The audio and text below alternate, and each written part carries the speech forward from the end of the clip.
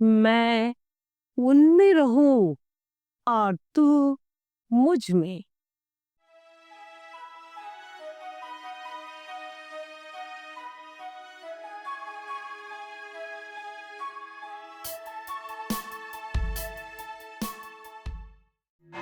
संत यूहन्ना का सुसमाचार अध्याय 17 वाक्यांश 23।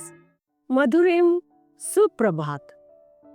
मेरे प्रिय भाई बहनों, युवा साथियों और मेरे प्यारे बच्चों, स्वागत है आप सबों का ट्रिनिटी क्रॉनिकल्स के वचन सन्मार्ग की इस प्रात बेला की श्रृंखला में। आज का वचन आहार यूहन्ना के सुसमाचार अध्याय 17 वाक्यांश 23 से लिया गया है।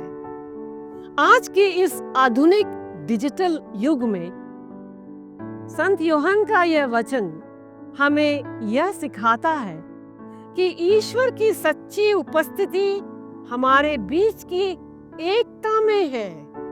हमें ईश्वर के प्रेम और एकता के महत्व को समझने के लिए प्रेरित करता है। हम अक्सर सोशल मीडिया, तकनीकी उपकरणों और व्यस्त जीवन शैली में उलझे रहते हैं, जहां व्यक्तिगत संबंध और आध्यात्मिकता पीछे छूट जाते हैं। लेकिन इस वचन में प्रभु यीशु हमें याद दिलाते हैं कि सच्चा संबंध और शांति ईश्वर के साथ एकता में है। एफिसियों के अध्याय 4 वाक्यांश 3 में भी यही शिक्षा दी है। आत्मिक एकता को बनाए रखने के लिए शांति के बंधन में पूरी कोशिश करो।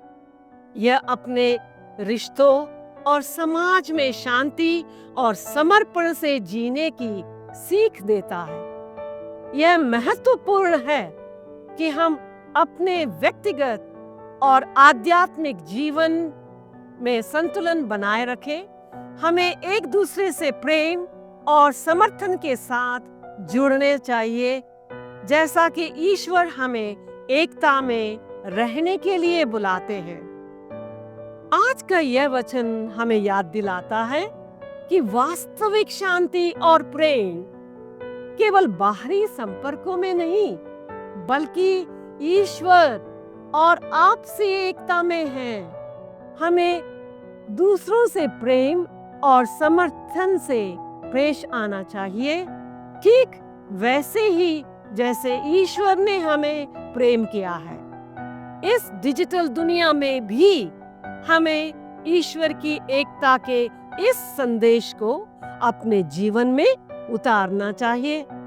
हे ईश्वर, हमें ऐसा वर और गुण दे कि हम सदैव पवित्र आत्मा की प्रेरणा से हर पल सीख सकें। हे पिता, हमें अपनी पवित्र आत्मा से भर दे ताकि हम आत्मा के फलों को अपने जीवन में अपना सकें। आशा ही आपको आनंदित बनाए रखे, आपस में मेल मिलाव का बहाव बनाए रखे।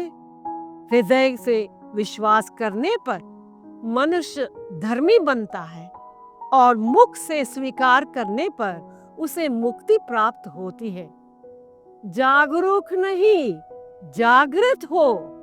प्रभु का वचन अनुग्रहित करें। आशा का स्रोत ईश्वर आप लोगों को विश्वास द्वारा प्रचुर आनंद और शांति प्रदान करे, जिससे पवित्र आत्मा के समर्थन से आप लोगों की आशा परिपूर्ण हो।